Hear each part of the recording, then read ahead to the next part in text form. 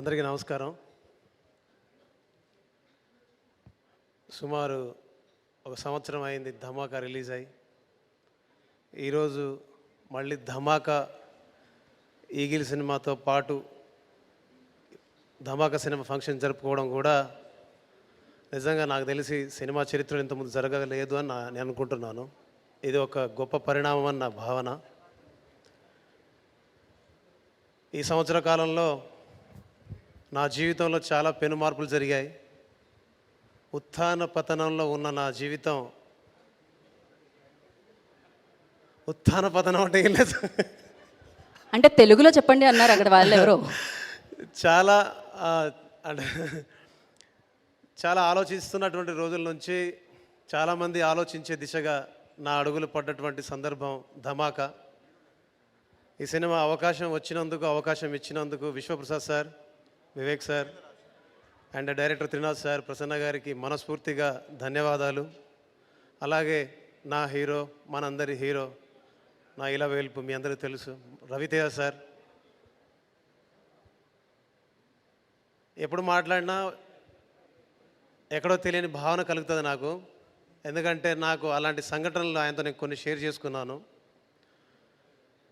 ఈరోజు నేను ఉత్తమ సంగీత దర్శకుడిగా దాదాసాహెబ్ ఫాల్కే అవార్డు తీసుకున్నానంటే దాని వెనకాల ఆయన్ని చూసుకుంటూ నేను చేసిన పాటలు ఉన్నాయి.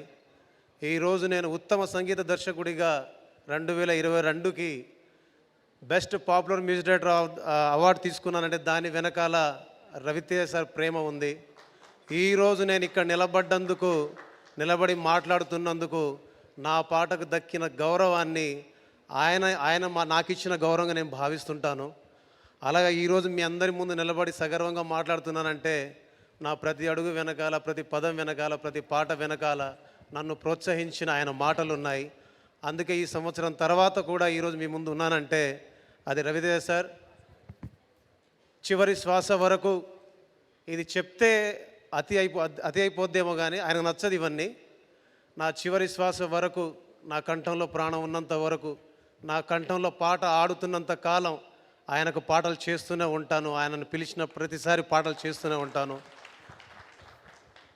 అలాగే ధమాకా నుంచి నాకు గుర్తుండిపోయే సంఘటన ఏంటంటే, సార్ రవితేజ అనే పేరు ముందు మాస్ మహారాజా అని ఉంటుంది.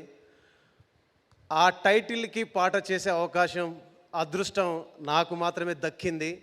అది ధమాకాలో దక్కింది.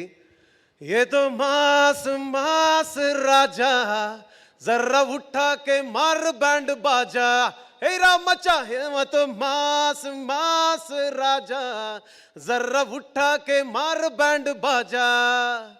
అలాగే ఈ సినిమాతోటి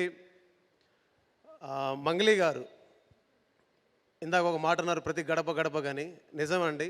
మంగ్లీ గారు, కాసాల శ్యామన్న ఇద్దరు ఈ సినిమాలో నా పాటల విషయంలో, సంగీత విషయంలో ప్రతిరోజు, ప్రతి పూట స్కేల్ మారినప్పుడల్లా, టెంపో మారినప్పుడల్లా ప్రతిసారి నాతో ఉండి పాటని ప్రేమించి, పాటను గౌరవించి, పాటను ప్రజల్లోకి తీసుకెళ్ళినందుకు వాళ్ళిద్దరికీ ఈ సినిమా విషయంలో ప్రత్యేకంగా ధన్యవాదాలు చెప్తూనే ఉంటాను. And at the same time రేపు సంక్రాంతికి రాబోతున్న ఈగిల్ సినిమా మన మన మన మన హీరో సినిమా పెద్ద ఎత్తున ఆడాలని మనస్ఫూర్తిగా కోరుకుంటూ, ఈ సినిమా మ్యూజిక్ డైరెక్టర్ అనేరండి. ఈ సినిమా పనిచేస్తున్నప్పటి నుంచి నేను అన్నను చూస్తున్నాను. చాలా అంటే చాలా, నిజం చెప్తున్నాను, తను తిండి తినకుండా చాలా పని చేస్తే, అంటే కనీసం నిద్రపోకుండా, తిండి తినకుండా ఎంత వర్క్ చేశాడో నాకు తెలుసు. ఎందుకంటే మేము కలిసి మాట్లాడుకున్నాం, కలిసి చర్చించుకున్నాం, చాలా విషయాలు తెలుసుకున్నాం.